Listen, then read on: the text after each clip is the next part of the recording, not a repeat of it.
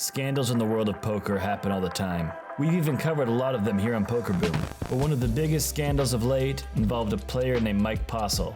And the scandal would take on such prominence that it even got a gate attached to the end of its name. This is the story of Postlegate.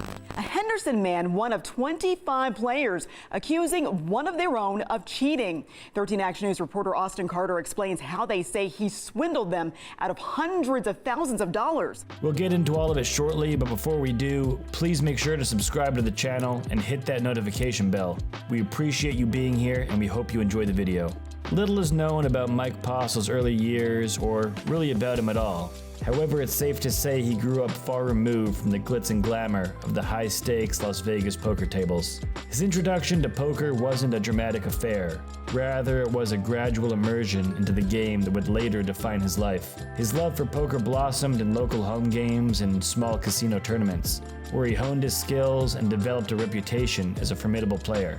However, as the poker bug bit deeper, Postle wanted more, and this desire would later take him one step too close to the edge. And right before I played, all the locals told me, it was like overwhelmingly, watch out for Postle, he's the best. The best, now accused of cheating, slammed with a $10 million civil lawsuit. In July of 2018, he embarked on an extraordinary run of success, securing winnings totaling approximately $250,000. His triumphs predominantly unfolded in the realm of low-stakes, no-limit Texas Hold'em games, specifically in the 1-3 and 2-5 categories, hosted at Stone's Gambling Hall in Citrus Heights near Sacramento, California. The epicenter of Postle's victorious spree was the Livestream games, where his skills consistently shone. Just over a year into his prosperous journey, during a Stones Live livestream in September 2019, suspicions that had lingered for months were seemingly validated. Veronica Brill, the color commentator at Stone's Gambling Hall, who had previously voiced concerns, became increasingly convinced that Postle was engaged in cheating. The conviction solidified as she observed perplexing and unconventional gameplay during a critical moment. Postle's winnings, according to the lawsuit, were not known to have been achieved by any other poker player, describing the chances of his winnings statistically unfathomable in the world of professional poker. In one notable hand, during a recurring Stones Live livestream Hold'em game, where Postle exhibited his recurrent unorthodox style, Brill expressed her disbelief. Despite holding a solid hand, Postle opted to discard his cards rather than call a bet, leaving Brill to comment, "It doesn't make sense. It's like he knows. It doesn't make sense. It's weird." A week later, Brill doubled down on her suspicions by releasing an 18-minute video, as well as a series of tweets showcasing Postle's consistently peculiar hands, deviating from established professional poker norms.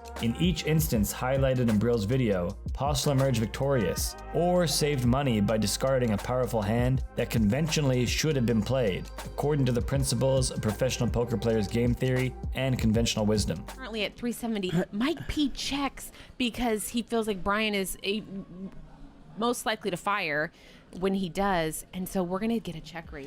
Within the poker community, comprising players, announcers, bloggers, authors, and those overseeing card rooms and technical controls, a consensus emerged upon reviewing archived Stones Live livestream footage. Yeah, and Mike's instincts are just Mike can is see on his a different opponent's level cards tonight. right now. He just can see their cards. Many echoed Brill's apprehension, contending that Postle likely possessed real-time knowledge of his opponent's hole cards and the strength of their hands. Individuals associated with poker's game theory community, both well-known and lesser-known, asserted that the frequency with which Postle won hands or saved money through discarding in critical situations bordered on mathematical improbability, suggesting foul play. I told Jamin right away, I said there's no in-between with me. I either run better than everyone or worse than everyone. There's no in-between. Throughout the period from July 2018 to September 2019, the alleged time frame of Postle's cheating, he consistently demonstrated an uncanny ability to bluff at opportune moments, accurately calling bluffs from opponents and strategically folding powerful hands.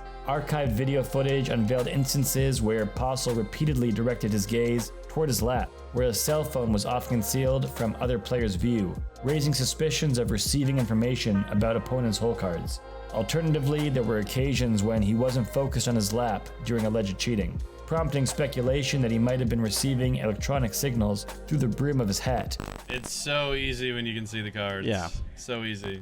Preceding his suspicious winning streak, Postle typically kept his cell phone open on the poker table's railing, in line of sight with opponents, a practice that changed during the contentious period. His poker results during this time frame fluctuated between winning and losing, deviating from the earlier perception of him as an unstoppable poker force. As the investigation progressed, the fallout was swift and it was severe. Stone's gambling hall faced immense scrutiny, and Postle's reputation crumbled under the weight of the allegations.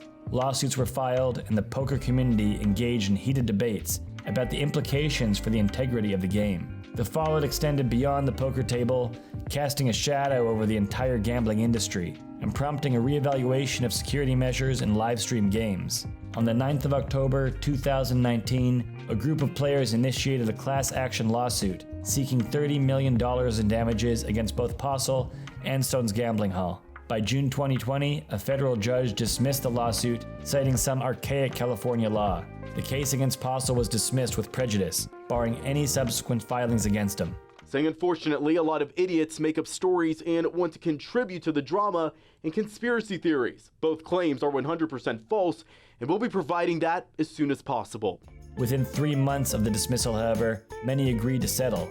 However, some were adamant against settling, including Veronica Brill. Years of legal back and forth ensued until January 7, 2022, when a confidential agreement was entered into Postle's bankruptcy records, marking the closure of the only remaining litigation arising from the Stone's Gambling Hall live stream poker cheating scandal. This development effectively brought an end to the official Postlegate saga. In the aftermath of the scandal, Mike Postle retreated from the public eye. Very little was heard from him until a strange occurrence in early 2023 when he made a surprising appearance at the Beau Rivage Hotel and Casino in Biloxi, Mississippi. Participating in the $1 million heater main event, he ended up making the final table, coming in 7th place and earning over $32,000 in the $1,200 event. To try and hide his identity, Postle wore a hoodie and a face mask, and chose to enter the competition under an alias, adopting the name Mike Lawrence, which happens to be his middle name as indicated in court documents. The circumstances surrounding Mike Lawrence's exit from the final suggested that the poker community had not yet forgiven him for his actions. In a crucial hand, Postle went all in with pocket tens on a flop with just a 6 high. His opponent, Brock Gary, held trips with a pair of 6s, making it an apparent straightforward decision for Gary to call with such a strong hand. Rather than quickly make the call, however, Gary chose to deliberate, pretending to be indecisive and leading Postle to believe there was a possibility he was in a favorable position. Even though this was an obvious slow roll, one of the cardinal sins of poker, in this instance, everyone seemed to be completely okay with it. The tale of Mike Postle is one that spans from the heights of poker winnings to the depths of scandal and of controversy. His journeys prompted the entire poker community to reflect on the delicate balance between trust and skepticism, in not only the world of poker, but in the world of gambling as a whole. And in a medium where trust is paramount, yet very seldomly given or received, who knows how long this massive betrayal will take to heal. And that's the end of this one. Thanks for checking out another episode of Poker Boom. And if you liked what you saw, make sure to check out another episode. We've even handpicked a few for you right there in the player window, so go watch those, and we'll see you in the next one.